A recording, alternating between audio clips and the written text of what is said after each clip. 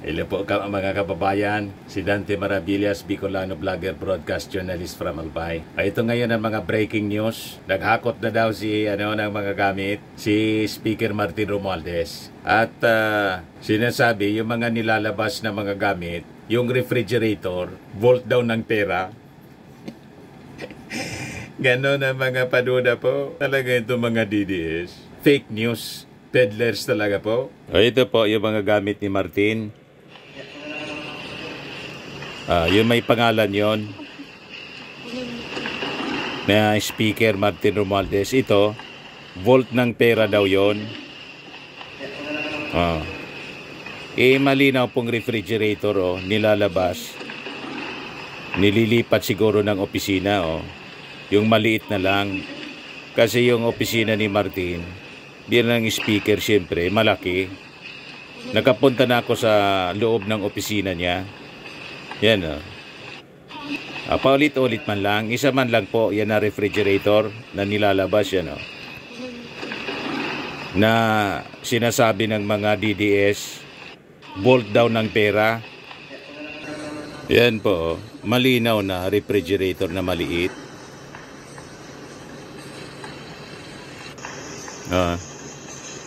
Tingnan mo ang post ng mga DDS. Yan MJ Kiambao Reyes. Wait, was that a ref or a vault? Paduda po. Ayan binagdududa nilang vault. Napakalinaw na refrigerator. Ito na yung balita. Breaking news mula sa ABS-CBN.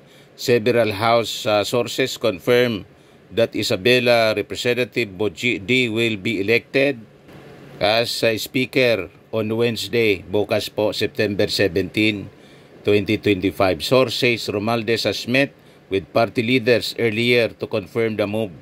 Ayan ang breaking news ngayon.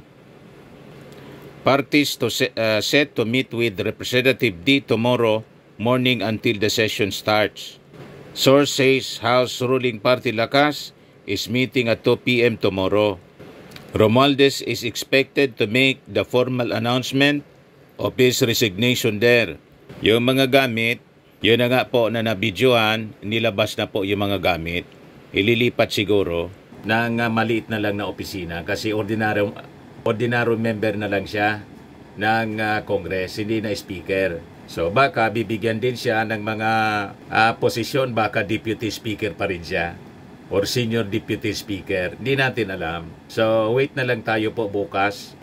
Some of the lawmakers have spoken up about the rumors of leadership change, including Nabota City Representative Toby Chanco, who said he declined unofficial offers to be made part of the so-called list of individuals to be considered to become House Speaker.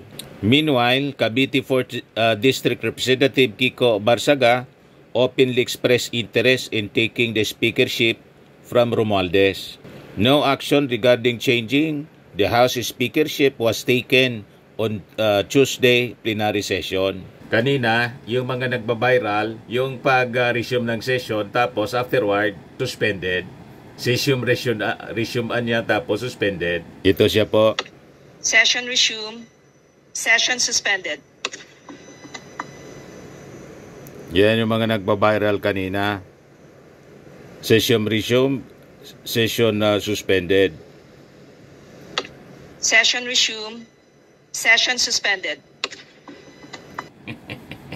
Ganun talaga. Normal naman po yan. Ang leadership change. Una sa Senado, ngayon naman sa Kongreso. Hindi natin alam baka sa susunod na mga buwan or next year, makabalik si Speaker Romualdez, si Martin Romualdez bilang Speaker. Pwedeng mangyari yun. Pabalik-balik lang.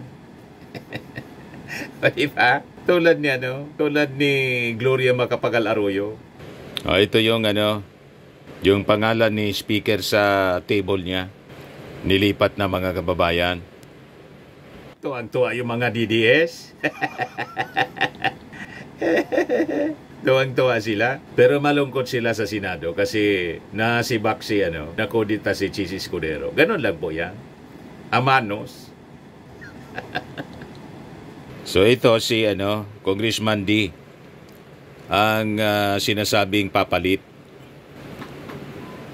si Representative Boji D. ng Isabela. Kabilang si D sa Partido Federal ng Pilipinas ng Pangulo.